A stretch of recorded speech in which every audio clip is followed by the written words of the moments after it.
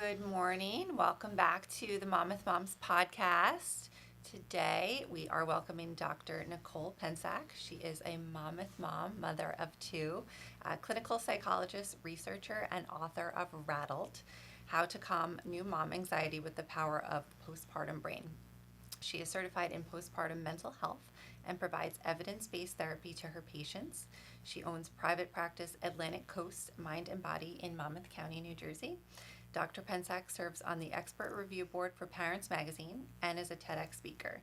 In her private practice, she specializes in treating postpartum mental health issues and women's health, as well as anxiety, depression, OCD, and caregiver stress.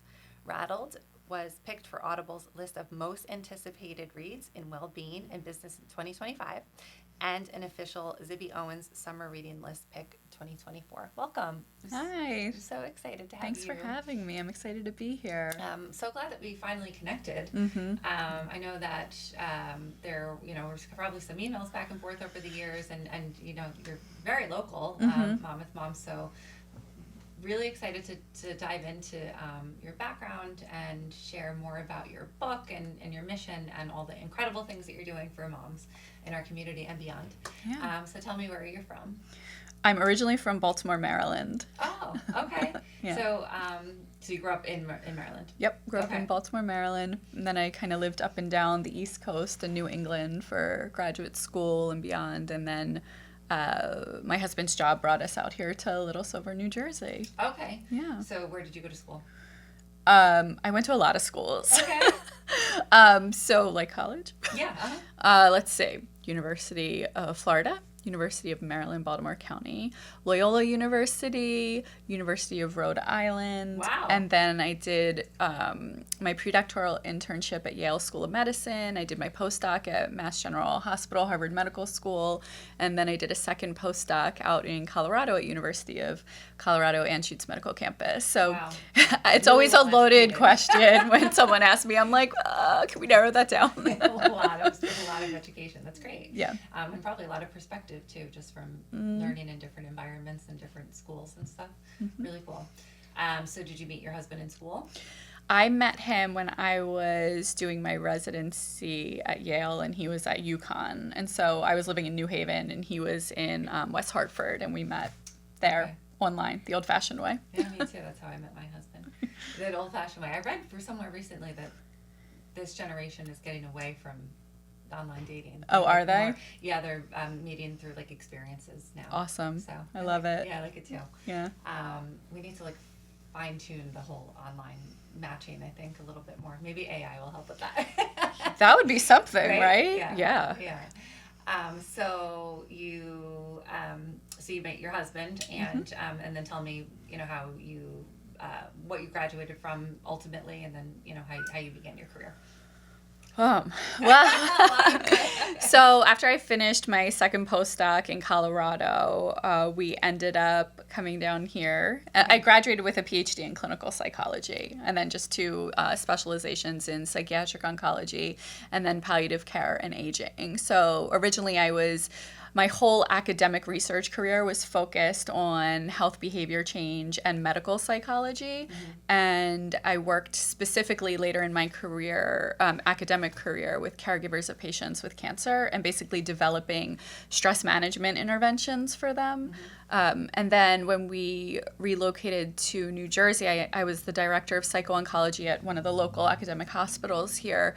And at the same time, we decided to start a family, and I became a mom, and I was, the director in this hospital, and then I was also doing my private practice on the side, and I was kind of straddling both worlds, and I had to make a choice, given like the circumstances and, the flexibility of needing to be home. So, okay. Yeah. So what you initially thought that you would, like what type of mental health you would be practicing initially is completely different than what you ended up doing. Exactly. Basically. Okay. Yeah. So what were motherhood was really kind of the reason for that? Yes. So so in caregiver research, we always teach the caregiver, you have to put your oxygen mask on first, right? And then we're actually looking at outcomes to see how, if caregivers can take better care of themselves, does that map onto patient outcomes? So I basically had my academic research career set. And then personally, I was pregnant twice. I went through postpartum twice. The first time very mild. The second time it was March of 2020 when COVID started, and my son was in the NICU for 5 weeks. And 2 weeks after we got out of the hospital, we were on lockdown. And so my husband's a physician as well, and he was working on the front lines. And so he had all these international doctor chats going on, and they were basically alerting us to what was going on before the news was even covering it. So we were super cautious, on lockdown, no one in, no one out. And I was basically just like going through the whole having a second baby, having a toddler at home, the hormonal shifts, and really terrified of what COVID was going to be and how I was going to keep my family safe, what I had terrible intrusive thoughts. I didn't sleep for 5 nights. I had terrible postpartum severe anxiety. And then at one point at my rock bottom moment, I remembered I was standing in my closet just pacing, and I was like, I have to get help. Like, I can't do this on my own. And did you feel like because of what your career was and kind of everything that you had researched, that like you would be able to kind of talk yourself out of what you're experiencing? Yes. Okay. Because I'm like, I had all the resources, training, right? I'm this expert clinical right. psychologist. Anxiety, depression, I treat it every day, OCD. I even worked with postpartum as well early on. So I was working with parents, and I kind of felt like I would be immune, right? And little did I know, like the rug was just taken out. Wow. Underneath my feet. And so, I called my doctor crying, and I was like, okay, I commit to taking medication and treatment. Like, I have to do this. And luckily, because I counsel and provide treatment for my patients, I followed my own treatment recommendations. So I set up my postpartum mental health team prior to having my second baby, well, first baby and second baby, so that I had it set up so that just in case I needed it. Trust me, I never thought I would need to take medication. I never thought I would get postpartum. I was kind of like, oh, the second baby, I got this. Like, I had. Well, they say too, I think with preterm that the rates are higher. Is that a fact? Yeah, I mean, I basically had all the risk factors. Yeah. Okay. And I also had hyperemesis twice during my pregnancies. So did I. It is. Yeah. It is. Miserable. It is. I didn't get it with my daughter. Wow. They I don't know if this is also like proven, but they say that it's higher with women who have babies younger and then much older too. Oh, really? Like those are I don't know. But it is awful. It is the world's worst thing. I mean, I couldn't keep the thing down. Thankfully, my second trimester it dissipated. Did you have it the whole time? I had it the whole time. Oh, the whole time I was on medication around the clock. I wasn't able to really work. It really impacted my functioning a lot. Yeah.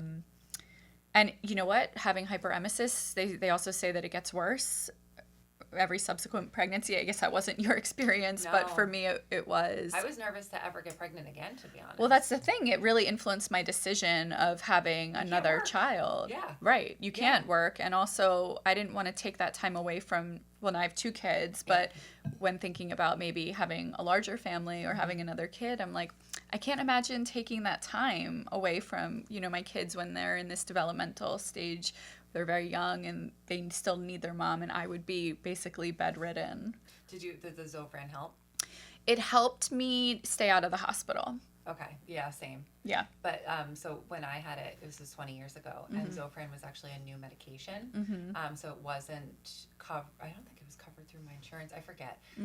And they were reluctant to prescribe it because it was so expensive. So I was given Reglan, and that did not work at all. No. And then I also had at-home IV because I was so dehydrated. Right. And nothing was being kept down. And it was such a nightmare. My first pregnancy was such a nightmare. And then also, like, when he was born, he was colicky. It was a lot. It's a lot. And I just remember like doing it all on my own because you're like afraid to ask for help. And we'll get into that, but yeah. So no, I can commiserate.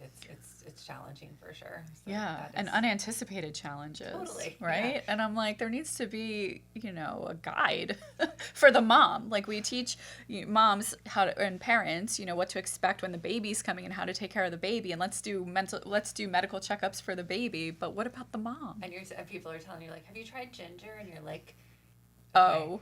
No. No. I mean, well, yes, but like, yes, I've tried that. Thank you. But this is much bigger than that. Or the vitamins, the B12 or the whatever and it was. The wristbands. And I have all, I probably still have them somewhere. And no, sorry. That did not work. No, nothing worked. No, it was just misery. And like nothing. Yeah. I remember the only thing I wanted was like ice for some reason. But oh, yeah. With my second, I wanted a lot of ice. Yeah. They say that's actually a bad sign. It's like a deficiency in something. Yeah. Yeah. Well, must have been because you're just vomiting. Yeah. Yeah. So you went into labor early and then now you're experiencing all of these postpartum. So how long did that last? My postpartum? Yeah. I say that I got, from rock bottom to thriving in such a brief period of time because I was able to get treatment so quickly. So it was probably about, it was 9 days before I felt like, oh my gosh, like I'm okay, right? And that's pretty quick when you're in a severe crisis, I think. And, I was sleeping comfortably and, I like was getting, back to myself. But probably it was only like 2 months after where I really felt amazing and better than ever. And I got a handle on things amidst COVID, amidst not having any real help except for my husband actually took some months off because we were so terrified to have him go in and out of the hospital during COVID. My son needed breathing support in the NICU. So this was like, a lung infectious disease and we were terrified. So it was really us buckling down and doing it ourselves. But yeah, so getting treatment early on was really helpful. I didn't have to scramble last minute to find a doctor. I didn't have to wait 3 months for an appointment. So that's why I counsel my patients and I have this proactive postpartum mental health treatment plan so that, just in case you need it, it's all set up and ready to go. All you have to do is pick up the phone and your provider knows your baseline, knows your risk factors. You can plan accordingly because there are specific risk factors that we know can contribute to postpartum. So if we're aware of that, we can schedule your follow-ups at those time points. Wow. Yeah. Okay. So why would that be that like you having something in place versus like not knowing where to start? So if you don't have that in place, it could potentially take up to 3 months to get an appointment with someone? Oh, yeah. Well, first of all, it's a great question. A lot of mothers don't understand that they are actually suffering from postpartum. Right. They actually think that this is part of the process, and they try to white knuckle through and get through it because they think that something's wrong with them if they're not enjoying it, or if it's really challenging, or if it's if there are disappointments, if there's unanticipated, challenges that come up, and everyone has a story, right? That things did not go as planned. And so also, if you are, feeling anxious, if you're feeling depressed, if you're having any sort of postpartum symptoms, that distorts your perception, right? You're not going to be able to problem solve and figure out in the moment, oh, okay, like this is who I should go see for treatment. Let me call this person. Like you have so many things going on. It's really hard to sort of set that up in the moment. And it's hard to get into a provider that you would potentially want to work with, right? Because it takes time to establish rapport, figure out who you feel comfortable with, who's, you are going to want to talk about these things with. And so that's why I recommend starting early so that you know that you have someone you can trust, that you feel good working with, that's on your team, even if you never need it, even if it goes swimmingly for you, and you never have to make that call. So what would a team consist of? So I know I'll probably get a lot of reaction about this, but I actually say, once you pee on that stick, get yourself a mental health provider, like a therapist that specializes in postpartum, and a prescriber. that's specialized just in case you need medication. Got it. Okay. And so, Postpartum Support International is a great resource. They have support groups for everyone. And they're free. And all of the therapists that are listed on their website are certified in postpartum mental health. The reason being is that even well-intentioned providers often dismiss mothers when they talk about their symptoms or when they talk about, like the sleepless nights or the worries or like checking their baby's breathing several times a night. They'll just say, oh, this is just part of new motherhood, or it's an adjustment or whatnot. But if you scratch the surface, a lot of times mothers actually meet criteria for certain postpartum symptoms and disorders. And not to mention, I work in outpatient private practice right now and with a lot of high functioning moms, right? And so they're still able to take care of their babies. We're not talking about someone that is clinically depressed and laying in bed all day. Like, that's obvious. But we're talking about the mom who is getting everything done, right? But really suffering on the inside and masking it because she thinks that the problem is her. Mm-hmm. Right. Yeah. That's so interesting. Mm-hmm. Thinking back to when I first had my son, I felt like I had a lot of pride. Mm-hmm. And I don't know if we talked about this when we first, I think we did. And a lot of it was about like not being a young mom, right? And like having that, like not having that stigma, right? Mm-hmm. I was married. We got married when I was pregnant. We lived in an apartment. My husband at the time, like, was working, and I was not working. It was the only time in my life I actually didn't work until I think he was probably like 8 or 9 months old. And he was colicky. Mm-hmm.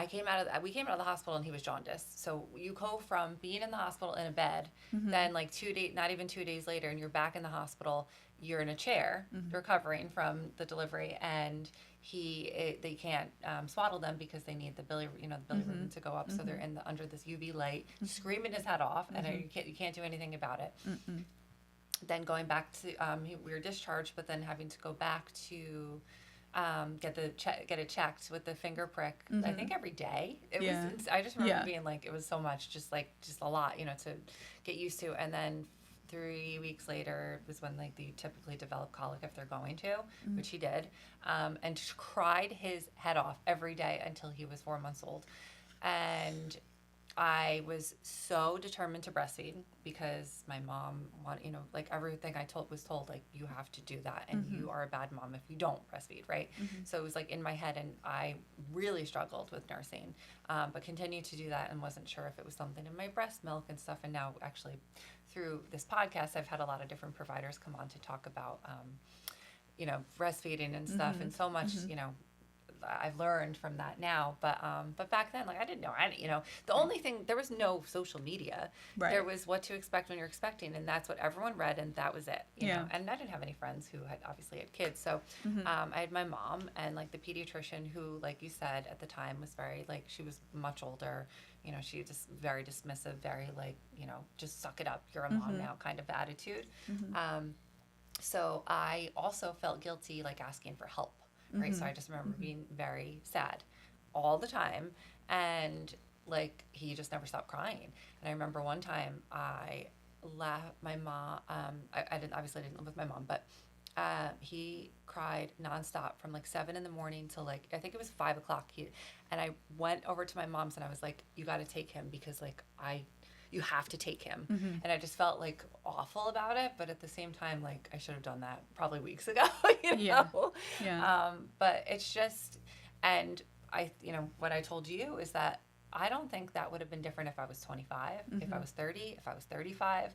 Like, it had nothing to do with me being young. Right. It had everything to do with just being a new mom, Mm-hmm. and that like you need support, and you Mm-hmm. need, resources, and you need to be like a bit more open that you're struggling. Mm-hmm. And I wish that, like there was more back then, but it's the same circumstances, right? Right. For Absolutely. I mean, wow, great job, like, getting through that. Right. And colicky babies, I mean, that's such a challenge. Oh. And just the amount of, I think of, when having kids, it's a ton of stimulation, and the colicky baby would be like even more, Mm-hmm. right? And so it would be extremely important to take care of your nervous system during that time as well. And Right. so being able to hand the baby off to your mom, I'm glad you did that. And yeah, but to feel good about it, I mean, now I guess thinking about it, I would say the same thing. You know, like you got to take care of yourself first. Like you have to get help and get a village and be able to take breaks, because that's what's going to make you a better mom, right? There's this mother martyrdom culture out there, like the greater the sacrifice, the better the mother. And if you feel like if you suffer through it and do it all on your own,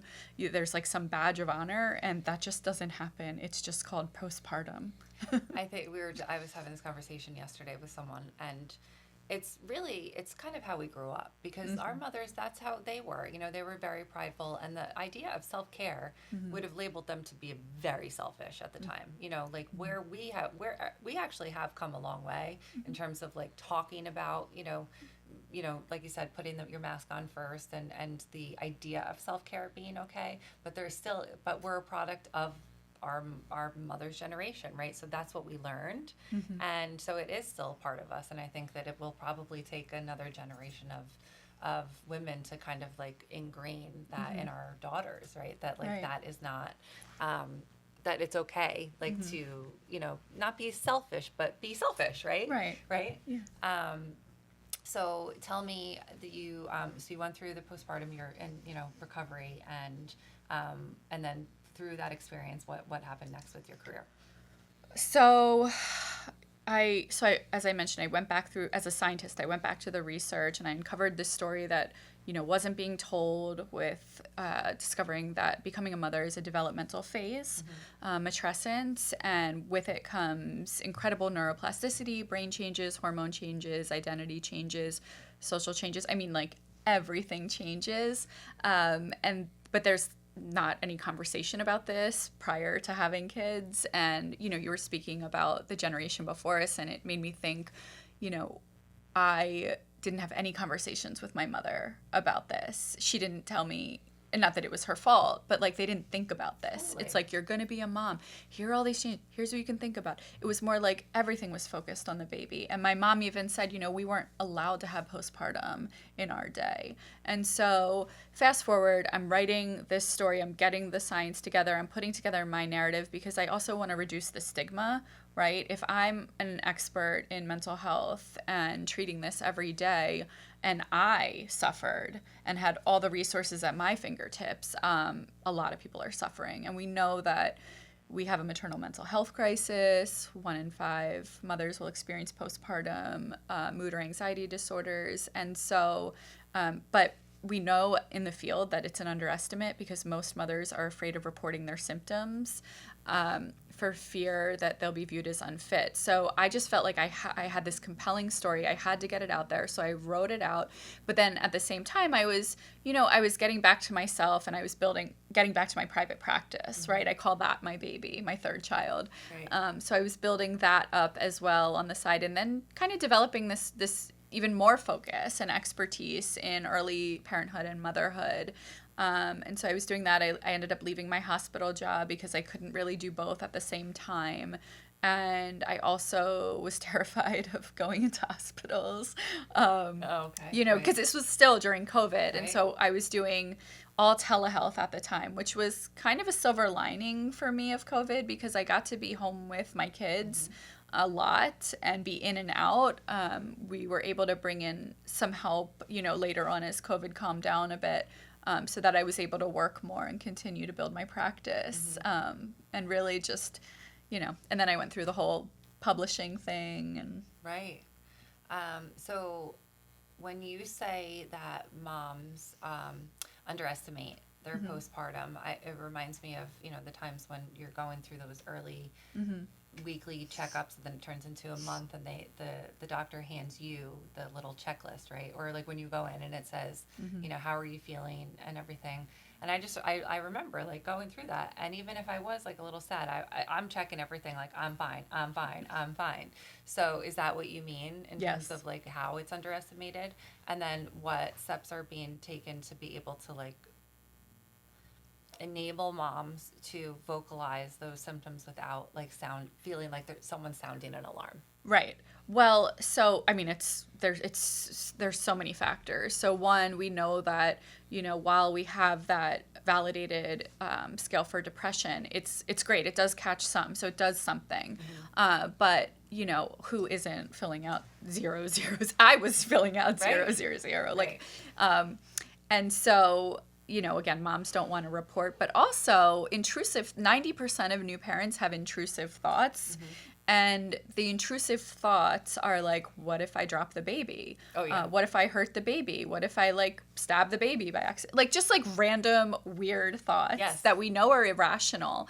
But if you talk to a provider about it, imagine how terrifying that is to start talking like, oh, I'm having these thoughts. I don't know what they are.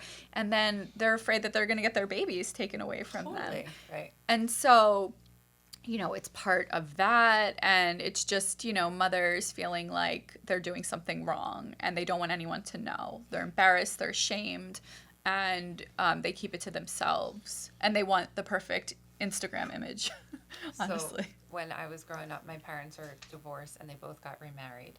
And I was 10 when both parents on both sides had a baby. And so I had 2 baby sisters that are both 10 years younger than me. Wow. And I was with my dad at the mall. And I was holding my sister Sam, who knows the story really well. And she was like a newborn, basically. And I don't know why my dad was trusting me to hold a newborn on an escalator. And I was holding her, and he had the stroller, and we were going down, and I tripped, and I was falling, but I wasn't falling I was kind of almost, and he saw me, and he literally runs up the escalator with the stroller and grabs Sam out of my hands, and I almost dropped her down the entire flight of stairs. Oh my God. The entire flight.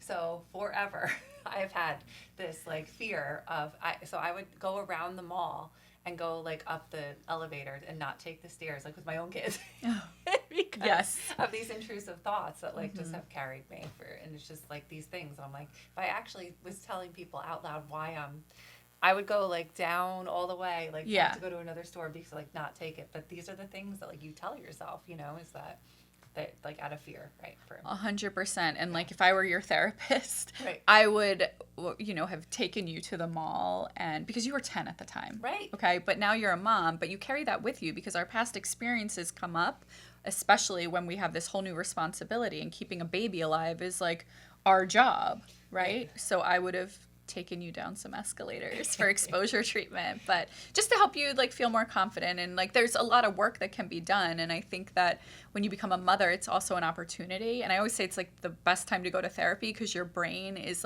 wired for new learning, right? It's you're developing all these new neural networks to take care of the baby and be a good mom. And let's just add in some new neural networks for taking care of yourself. And then also healing. A lot of great healing can happen because your brain's just primed to heal at this time with all the development. So, and I think, even beyond postpartum, it's an incredible opportunity. It's not just about not having postpartum, right? And just surviving. It's about thriving and being able to enjoy these moments as much as you can, given that it's amazing and terrible at the same time. But, just giving mothers freedom, right? And feeling they've got this, but also being able to lean into this and get pleasure as much as possible. Obviously, there's a ceiling effect because how good can, getting up 5 times a night be? But and a colicky baby, oh my God. Yeah, but I know. yeah, but there are things we can do. So much that yeah, brings you joy. Exactly. So I would like to go back. You're just oh, I just want to go back, but really just for 2 nights, and then I'll go. Yeah, exactly. So you are focusing more on your private practice during this time. Did that change how you wanted to operate your practice? I know you had it beforehand, but the who you were focusing on treating, any branding behind it, what were you? Did this really change the path of where you are now? It definitely gave me more of a focus in working with parents and, early mothers, new moms. That's definitely a focus. I would say my practice is still pretty general. I have a mix of clients, and I really enjoy that because I love treating things like OCD and anxiety in general. And so I think the the main shift was really the telehealth. Like, I actually was looking at office spaces in the fall of this year, and I was really going back and forth. I'm like, should I go back in person full time and like have an office and do that whole thing? And I just like had to come to terms with the fact that I'm going to stick with telehealth mostly, and sort of a concierge practice, for certain clients, but mostly telehealth, because I'm also licensed. A lot of my patients are in New York and like other states. So, with it comes a lot of convenience, and also an opportunity, but also just, I really love, being home and being there for the kids. Like, I want to be in and out, when they get home from school, I want to be available. And I think, having to go to an office every day outside of the home would take away from that, and what I really love about being a mom. So I'm trying to lean into what I particularly get, gratified from, and what I love being present for in my kids' lives at different developmental stages. So I'm kind of making that my priority. Right. Yeah. Do you schedule sessions only when they're not in the house? So I've sort of remodeled the office where I have like locks on the door and everything. That's not the kind of thing you're like, hang on a second. No. So yeah, I mean, look, they're at school all day, and we have like extended care, so they wouldn't be in the house until 5. Gotcha. Right. Yeah. So they're not coming home at 2 p.m. Gotcha. Right. I was just curious, because I know when my daughter, like, I'll tell her 7 times, like, this is a really important call. Please don't come. Right. And still, she's 10. She's like, I'm like, only if you're on fire. Like, that's like our whole thing. And she still will be like, Mom. Yeah. And then ask me the most ridiculous question. I'm like, are you freaking kidding me right now? Yeah. I mean, I can't say I've never been interrupted. Sometimes my kids are sick, and like I don't have coverage, and I got to see my patients. Right. And so, my son is like, he just turned 5, so he doesn't really get like, oh, we can't go talk to mommy anytime he wants. And I can't lock the door because he's sick. Right. And if he needs me, I do want to be, so it's, but make it work. Most of my patients are very understanding. Like, we're humans, and so, yeah. Yeah. Oh, that's great. So when did you have the idea for the book that you have now, Rattled, and tell me what it's about? So it basically came pouring out of me once I was like feeling my best after having Max, my second. I probably started writing it in April 2020, and I really just wanted to get the evidence-based information out to mothers in an engaging way. So it's part narrative, part prescriptive. Like, I tell my story, but it's also meant to be, funny and raw, but also helpful. All of I used evidence-based, like cognitive behavioral therapeutic techniques throughout, and different strategies to give moms, just brief exercises that they can do day to day in the moment, really practical. That's what I wanted. But I also wanted to educate mothers on, what is the current state of science on their brilliant maternal brains. I wanted to take the stigma of mommy brain and turn it on its head, because I do believe, and the research supports, that maternal brains are brilliant. I just think that if we nurture them and the process goes right, it's incredible. But so many times there are landmines, like postpartum or stress, or, unequal division of labor in the house, or unfair division of labor in the house, being overwhelmed, right? So they can't reach their full potential. And so I want moms to feel empowered and validated that this is really hard, and it's also a profound opportunity, and to nurture it, and it can go incredibly. You can feel better than ever. You can really make the most of this incredible transformation. And so that's really my message. So are you saying that mommy brain, which describes the time where you feel very foggy, right? Mm-hmm. But you're saying that you feel very foggy because your brains biologically are shifting to focus on completely different things, and other things that you typically were used to focusing on, you are like purposefully, right? Like, whether you like it or not, you can't, at the time. Right. Okay. Exactly. All right. So, that was a great summary of what it is, basically. Okay. And so what's happening is that biologically there's this huge transformation, and the subjective experience of mommy brain is real. So you will feel forgetful and foggy and have lapses in memory at times, but that is mostly due, according to the research, due to lack of sleep, feeling overwhelmed because of everything changing, but also being like overstimulated and just the increased mental load of everything that you have to do. And so we think of it as an adaptation, right? And it takes time to adjust. And so physically you become a mother overnight, but psychologically it lags, it takes a little longer to sort of come around to all these changes. But if you look at the research, when you compare mothers to non-mothers, mothers actually demonstrate better empathy, better problem-solving skills, and visual memory. And so there's a lot of assets. And so I always say, I actually gave a TED Talk about this, about how moms are really an asset to the workforce and need to be treated as such, and they're a huge return on investment. And so if you can pay for maternity leave and help the process go right and reduce stress, you're going to get back an incredible employee who's able to really engage creatively and increase problem-solving abilities and multitasking efficiency, all of that. I mean, it's an incredible asset. Wow. You mentioned too in the book how you have different steps to take, right, to different circumstances.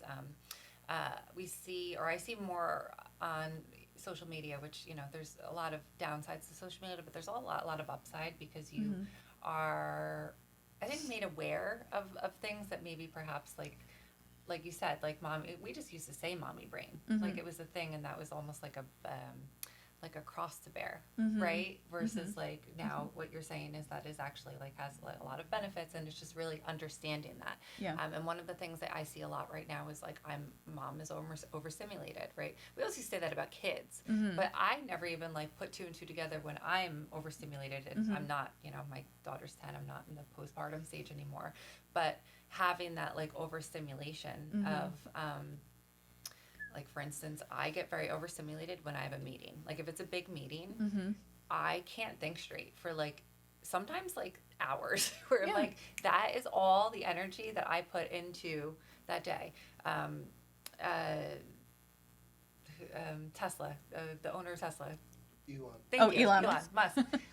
Which he doesn't get a lot of positive press right now, or whatever. But not to be political, but he did say how he takes his like big meeting of the day is at 10 o'clock. That like you can only do like you can only put like a lot of your energy into like one big thing a day, and that like the idea of like just having to be like constantly like on is like not really that realistic, right?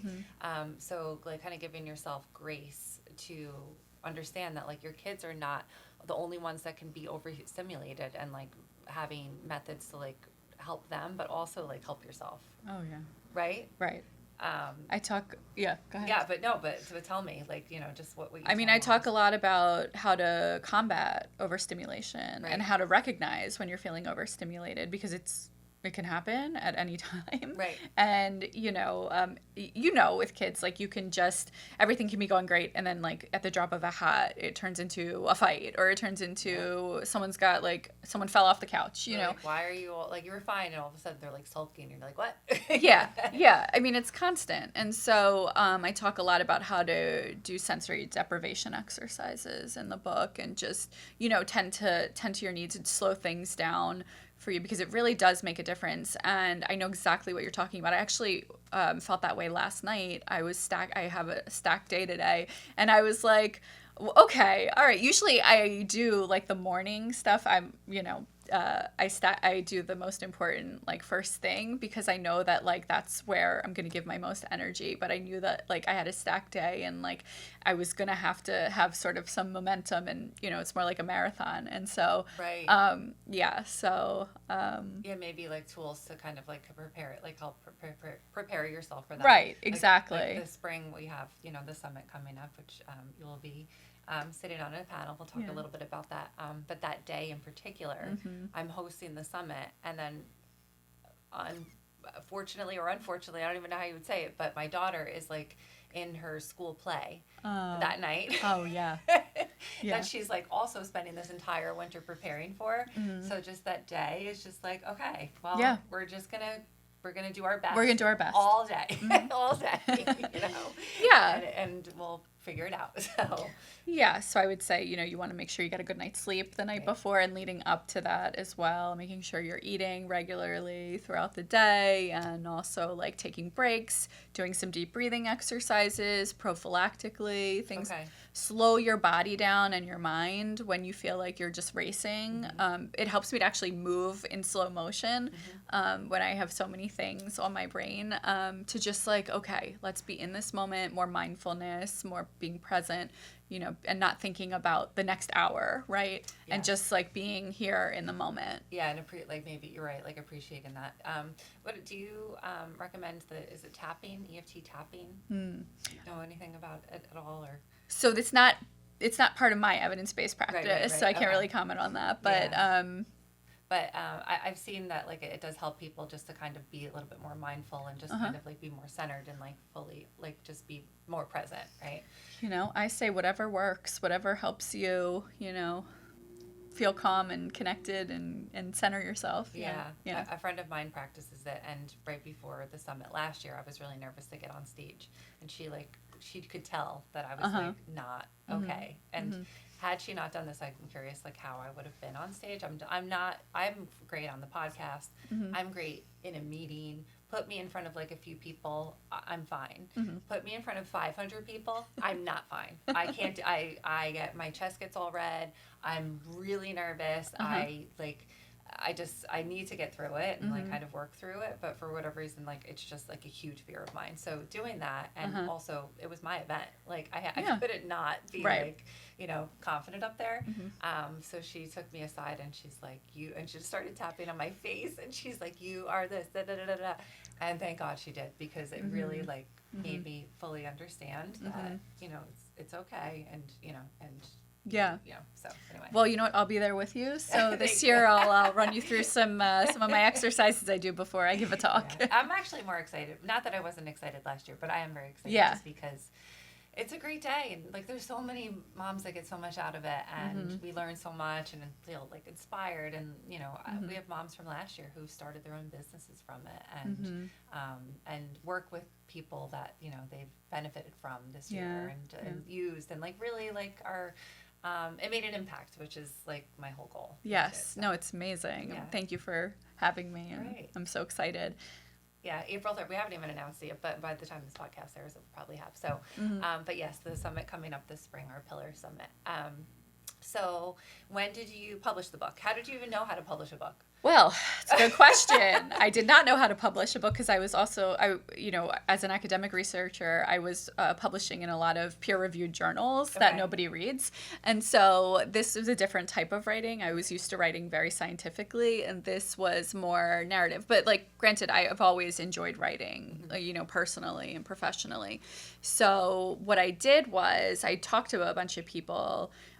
My cousin actually published a book, and he kind of told me about the process. I talked to a lot of authors. I just was DMing authors on Instagram. Right. There was Gina Hamady wrote this great book, I Want to Thank You. And I saw her early on Instagram and she was offering a free consultation session for whoever, for a certain number of participants or followers. And I had signed up, and I was just picking her brain about the publishing industry and what steps to take. But anyway, long story short, the process, if you want to go traditional publishing, is first you have to find an agent. So what you do is you go on this database, and you scour all of these agents and what they're looking for. So I had to look for someone who was going to take nonfiction and mental health and maybe parenthood, that kind of thing. Then you send out your query letters. You get a whole bunch of no's, a whole bunch of rejections, a whole bunch of okay, not the right time. Once the book is written, right?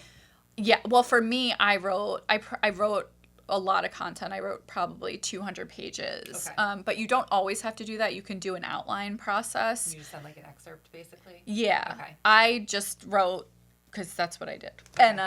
And that's what I do. So, and then, so I contacted some agents. I got a couple bites, and then I ended up choosing an amazing agent, the best one for me. And so basically she helps you kind of to talk about what you need in the proposal, because you do need a business plan. You need a marketing plan, which is something I didn't know about the publishing industry. And so it's basically okay, it has completely changed. Like, you think you're going to hand in your book and they're going to sell it for you. No, you actually have to do a lot of the legwork to sell a book, even with a traditional publishing house. So I had to talk about the podcast. I had to talk about endorsements. I had to have, I reached out to a bunch of authors. I sent them draft copies of the manuscript to get their blurbs, right? Because that's part of the packaging, the marketing plan. And once you build that up, you talk about your credentials, expertise, why you're supposed to write this book, and then, the book. And then your agent shops it around to the publishing houses. And then the publishing houses make offers. And my book actually went to auction. I was fortunate and sold to, the best publishing team. Wow. Yeah. That's and so amazing. I love my editor and the team. They've been incredible during this process. And the whole process took 4 years. Did you ever watch the show Younger? I'm watching it now. I have just discovered this show, and I can't believe it. Yeah. There are 7 seasons. Yes. It's so good. have been living under a rock. Well, so had I, because I watched it maybe a year ago for the first time, but it had been out for a long time. Sutton Foster is amazing, and also looks incredible. She's 52. Oh my gosh. I know. She looks. Yeah. Well, I think when she was filming this, I think she was in her 40s, but still, she looks great. But it's really interesting, and it's a lot about the publishing world, and I wonder how accurate it is. Yeah, it's pretty accurate, I would say. So they're kind of like PR too? Is that kind of what they do? Yes. Well, so they do a part of the PR. Okay. So they'll to get into the nitty Do you need a gritty. publicist also? No. Okay. So a lot of people do hire publicists. I didn't. I've been tempted because it is such hard work to, pitch yourself and to get spots and run your practice. Yeah.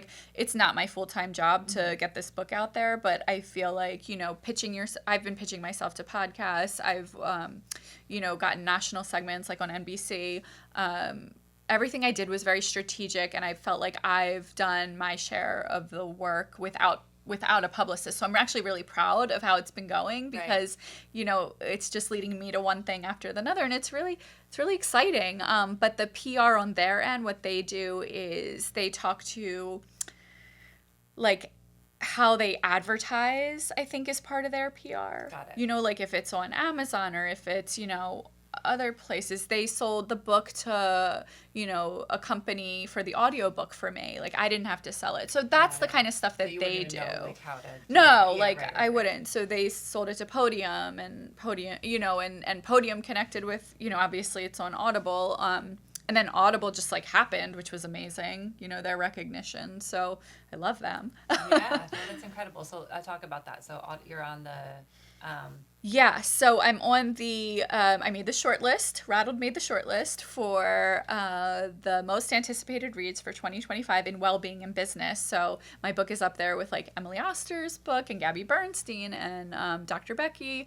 And then they chose Rattled for their refresh campaign in 2025. It's basically this pregnant woman. It looks like a billboard. And they chose 3 books. It was Rattled, Dr. Becky's book, Good Inside, and then Raising Good Humans. And these other 2 books are instant New York Times bestsellers. And so the fact that Rattled could be up there with them and get that kind of recognition and is on a billboard somewhere, I don't know where. Okay. But it's used in their media Marketing, campaigns and marketing and getting this great exposure. I mean, I'm just thrilled. It feels like, my brain is up there, That's amazing. And so... you must be so proud. I am, because it's so hard to publish a book and to get it out there. So how long did it actually take, from conception to... Well, April 2020 to publishing date, it was April 2024. Wow. 4 years, yeah. But, I'm used to publications taking a while, in academia. I thought that for some reason writing a book would be faster. And it is in certain ways, but because the thing is that, it takes time to get an agent. It takes time to work your proposal to what it's supposed to be business-wise. Then, it takes time to shop it around. Then it takes time to pick or figure out and then it goes through, on average, 3 rounds of editing. So actually 3 or 4, it depends. So the first 2 to 3 rounds are more conceptual, big picture, and then it goes through red line editing, which is line by line at the end. And so you go through about a year of edits. Wow. Yeah. That's fascinating. And then once the baby is born, once your book is delivered, then you have to raise it in the wild. Do you determine where it's sold, or is it kind of like a combination? No, I don't determine any of that, but the publishing house does. So my publishing house is Norton, and so they're they know how to do all that. Distribution, got it. Yeah. But like, say if there's a local bookstore that wanted to pick it up, yeah, you have to order it through them.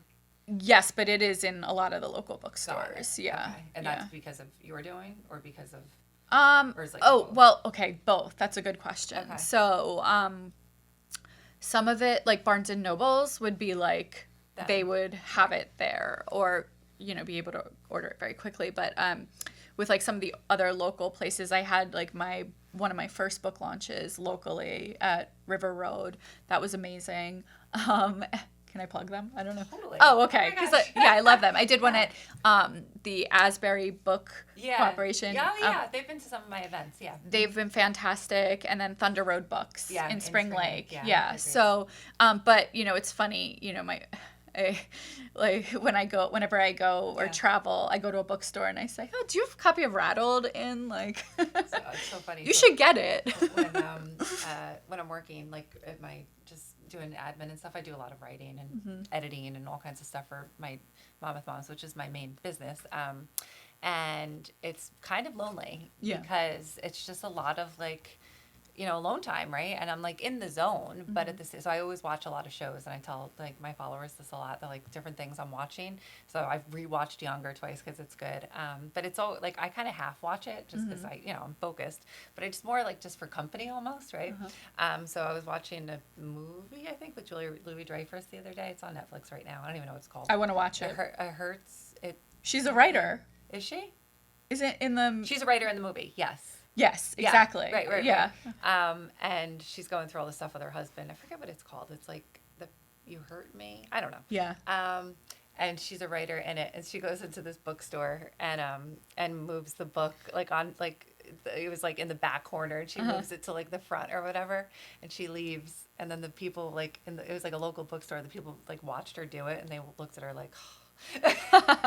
Guilty. I've definitely done that. I've definitely like turned it like to front ways, like to like more display it. I know, because that's how you see it. Listen, what I've become more comfortable with is shameless self-promotion. Oh my God. You just have to do it. And who cares? I've totally been that way more as of late. Like, I don't care what anyone else thinks. Like, because you have a good message. You're helping someone. Like, when someone reads your book, they're going to get help. And it's like, it's infinite. Like, what you're doing is incredible. So, like, if you don't do it, no one's going to do it for you. And, when you ask, that's how you get. Like, Of course you're going to get no's. Like, trust me, I've gotten plenty of no's. But I've gotten some great yeses. And that's only because I shamelessly ask and self-promote. And I'm just like, even though, like, I cringe inside sometimes, I've gotten way more comfortable with that. Yeah. And just like, yeah, I love it. So tell me, so this launched in 2024. Yes, April. Okay. And now you have a whole year of book promotion and tour, and tell me what that looks like for you.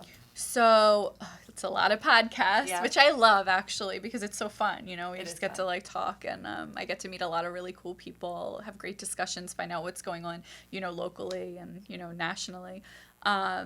I've been on some news segments, so it's me like also publishing articles. So Katie Couric published one of my articles on Rattled early on when it was just released. That's so incredible. it's a lot of podcasts. It was a book event, and then some marketing. Like really strategic appearances. Like I went to Hello Sunshine's event. You did? Last year. How was that? It was incredible. I really loved it, and I'm actually flying out to LA in a couple weeks to film on Hello Sunshine's podcast, The Bright Side. Wow! Oh my God. God. It eventually, it led to something, and They're their own publishing house, though, right? This is Reese Witherspoon's company, and she has her own book club. And I think now, yes, they're starting to publish their own books and nurture writers, right, that have a story that haven't been published yet by a traditional publisher. Interesting. They're part of, like at the last season on Younger, Hello Sunshine is like part of the narrative of the show. Oh, yeah. See, I'm on season 2, Yeah. so I can't wait to get there. But yeah, but it's so interesting, and I love what she does. So she does a summit of sorts, but it's just the Hello Sunshine event, really. That's like you were there. I don't know. It's incredible. I thought it was incredible. Yeah. I really made the most of it. I met fantastic women. Oh, I met like Jenny Garth. She was there, but she wasn't I thought she was a panel speaker, and I was like, "Oh, are you giving a panel?" And then she was like, "No, I'm just attending because she's starting her own company and doing her own event." So she was trying to get ideas, and she was just so sweet. And I just, it's just been fun to connect with like random people. And obviously, I was a big 90210 fan, and it's fun. No, when you put yourself there, right? I think they always say like the biggest step is just like going, right? Yeah. And then you get so much out of attending, right? Yeah. And the universe brings you, like talking like Gabby Bernstein, I'm reading all her books right now, but the universe brings you this opportunity, right? And like all these different things because it happens. So I'm so excited for you this year. Thank you. I'm excited to follow along and see, where it goes and share your book and it's going to be a great success. I'm excited. Thank you. And I'm so excited to, participate in Pillars events and just, to the local community. I mean, it's fantastic what you're doing here. Oh, so, thank you. I'm very passionate about Pillar. I'm excited to finally kind of kick off this new vertical that, last year was our Monmouth Moms Summit and now has evolved right into this new opportunity for community for resources for working moms, which is a huge passion of mine to be able to help and assist in any way we can, right? So I was asking a lot of questions about the book process because it's so interesting to me and I'm sure so many other moms, right? How do you get that done? Yeah. Like the biggest thing you see like on social media all the time, get it ready with me, come into the day of life with me. It's interesting because it's like, really? No, I want to know how you do that. Like, how do you know, what does your morning look like? Like, really, like, how are you getting that accomplished? Because we're all super women and we're doing so many incredible things. And it's good to really lean in and like hear your story and share and empower the women and our daughters who we're raising to be the best that they can be. So thank you so much for sharing your story. Where can we find Rattled? So at any major bookstore or indie bookstore, ask your local bookstores to get it in. You can find it on Amazon, wherever books are sold. Okay. Yeah. And then please, if you do read it, please leave an honest review on Amazon or Goodreads. It really helps. Goodreads, yeah. It really, really helps. Like, you don't know how much it helps. I'm so appreciative of all the reviews. And, let me know, message me. You can find me on Instagram at Dr. Nicole Pensak. And then... Yeah. And you'll be at the summit April 3rd at Bellworks in Homedale. And is there a website for your practice too? Or? Yes, it's www.dr.NicolePensak.com. That's probably easier. But thank you for having me. And when you were asking like how the day-to-day, I had a visual of me standing over my sink with my laptop while I'm drying my hair, writing passages, literally, because like once it comes to mind, you have to get it out. Right. Okay. And so that's how you do it. Wow. Yeah. So interesting. Huh. Well, now it's come to formation and I'm excited to read it. So I'll definitely order a copy. Awesome. Thank you. Well, thank you for coming and we will see you at the summit. Thank you. Thanks for having me.